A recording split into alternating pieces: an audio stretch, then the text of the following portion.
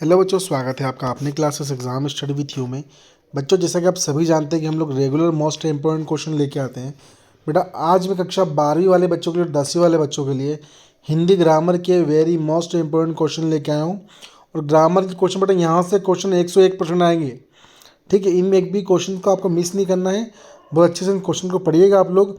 ठीक है, यहीं से आपके एग्जाम में क्वेश्चन उठेंगे। तो बहुत ईजी क्वेश्चन होने वाले हैं, बहुत अच्छी तरह से एक्सप्लेन करने वाला हूँ मैं आपको। तो ध्यान दीजिए, अगर चैनल पर नए हैं आप लोग तो पहले प्लीज़ आप लोग चैनल को सब्सक्राइब कर लीजिएगा और बेल आइकन को प्रेस करना आप लोग बिल्कुल भी मत भूलिएगा। ठीक है बेटा, तो ध्यान दीजिएगा। हम स्टार्ट करते हैं अति लघुत्तरीय क्वेश्चन से, जिसमें आज का हमारा पहला क्वेश्चन होगा कि वीरगाथाकालीन कवियों के काव्य की रचना का मुख्य विषय क्या था।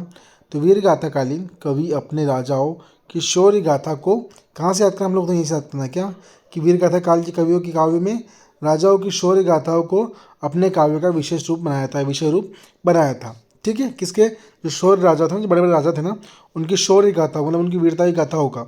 ठीक है, उनकी जो है उत्थान का, बड़ी बड़ी उनकी कृतियों का, ठीक है, उनके काव्य का अपने विषय में उन्होंने बनाया था, है ना। फिर अगला क्या है, वीर कथा काल का मुख्य रस कौन सा है। तो वीर कथा काल का मुख्य रस वीर रस, क्योंकि राजा की बात चल रही है और राजा को हमेशा वीरता के लिए माना जाता है। मतलब राजा कहीं से युद्ध लड़ के आ रहा है तो या युद्ध लड़ने जा रहा है तो उसको बिल्कुल मतलब एक मोटिवेशन मिलता था। ठीक है, किनके द्वारा, इन कवियों के द्वारा, है ना। वहीं की बात करें थर्ड नंबर का क्वेश्चन, तो क्या बोल रहा है कि निर्गुण प्रेम मार्ग की शाखा में कौन सी भाषा एवं शैलियाँ युक्त है।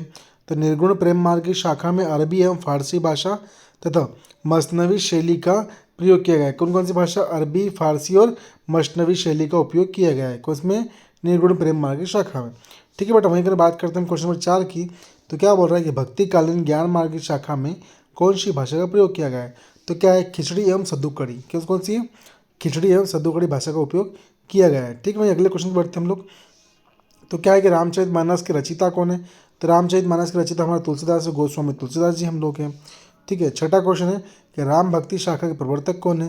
तो रामानंद जी जो है हम लोग, वो राम भक्ति शाखा के प्रवर्तक कहे जाते हैं। कौन, रामानंद जी। ठीक है, सातवां क्वेश्चन है कि राम भक्ति शाखा में किस प्रकार के काव्य लिखे गए हैं। तो राम भक्ति शाखा में प्रबंध काव्य, मुक्तक काव्य लिखे गए हैं। ठीक, काव्य हमको याद है। अगर क्वेश्चन आता है कि राम भक्ति शाखा में किस प्रकार के काव्य लिखे गए हैं, तो प्रबंध काव्य और मुक्तक काव्य लिखे गए हैं। ठीक है बेटा, ध्यान रखिएगा आप लोग। वहीं अगर क्वेश्चन नंबर 8 की बात करते हैं हम लोग, तो क्या बोल रहा है क्वेश्चन नंबर 8 बेटा हम लोग का कि राम भक्ति शाखा के कवियों ने प्रमुख रूप से किस भाषा का जो है भाषा का प्रकट प्रकार की है या अपनाया है। तो कौन सा है, ब्रज भाषा और अवधी भाषा को। ठीक है, वहीं क्वेश्चन नंबर 9 की बात करते हैं बेटा हम लोग। तो क्वेश्चन नंबर 9 क्या बोल रहा है बेटा हम लोग का कि कृष्ण भक्ति शाखा के मुख्य प्रवर्तक कौन है। तो वल्लभाचार्य जी जो है वो कृष्ण भक्ति शाखा के मुख्य प्रवर्तक है। कौन, वल्लभाचार्य, है ना बेटा। वहीं क्वेश्चन नंबर 10 देखते हैं हम लोग हमारा क्या बोल रहे हैं कि कृष्ण भक्ति शाखा में कवियों ने मुख्य रूप से किस भाषा का प्रयोग किया है। तो ब्रज भाषा एवं अन्य बोलियों का उपयोग किया गया है किसमें, कृष्ण भक्ति में। ठीक है, देखिए ध्यान दीजिएगा, कृष्ण भक्ति शाखा में मुख्य रूप से किन भाषा का उपयोग किया गया है, तो ब्रज भाषा का। ठीक है, ब्रज से हमको कृष्ण जी याद रहेंगे हम लोग को। ठीक है, श्री कृष्ण भक्ति काल का युग जो था।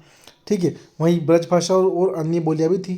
ठीक है बेटा, क्वेश्चन नंबर 11 देखते हैं क्या बोल रहा है कि भक्ति काल की सपूट शाखा में 3 कवियों के नाम लिखिए। तो पहला है रहीम, दूसरा है गंग, तीसरा है सेनापति। ये जो है भक्ति काल की 3 सपूट शाखा के कवि के नाम है। क्वेश्चन नंबर 12 क्या है, रीतिकाल के प्रमुख 3 कवियों के नाम लिखिए। तो पहले हैं देव, दूसरे हैं बिहारी, तीसरे हैं घनानंद जी। ठीक है, वहीं अगर आगे बढ़ते हैं बेटा हम लोग देखते हैं क्वेश्चन नंबर हमारा 13 क्या बोल रहा है। तो भारतीय युग के 2 लेखकों के नाम लिखिए। पहला है प्रताप नारायण मिश्र, दूसरा है चौधरी बद्रीनारायण और फिर है प्रेमघन। ठीक है, वहीं क्वेश्चन 14 की बात करते हैं बेटा हम लोग। तो द्विवेदी युग के 3 साहित्यकारों के नामों का उल्लेख कीजिए। पहला है राम नरेश त्रिपाठी, दूसरा है गोपाल शरण सिंह, तीसरा है जगन्नाथ प्रसाद रत्नाकर। ठीक है बेटा, वहीं क्वेश्चन 15 की बात करते हैं हम तो क्या बोल रहा है कि हिंदी कविता में नवीन युग के सूत्रपात का श्रेय किस को प्रदान किया गया जाता है। तो छायावादी युग को किया जाता है। ठीक है बेटा, देखो इसी के साथ बेटा आपके जो शॉर्ट वाले जो क्वेश्चन थे वो पूरे हो गए। हम इसके आगे वाली क्लास में जो हम लोग लॉन्ग वाले क्वेश्चन देखेंगे, मतलब इसके दीर्घवती जो क्वेश्चन है बेटा वो देखेंगे हम लोग। तो उसके पहले आप लोग छोटा सा रिक्वेस्ट आप लोगों से ये रहेगा, निवेदन मान लीजिएगा आप लोग। ठीक है, चाहे आप हिंदी मीडियम के हो, चाहे इंग्लिश मीडियम के हो, चाहे सीबीएसई वाले बच्चे हो, लगभग ग्रामर बेसिक रहता है, आता है।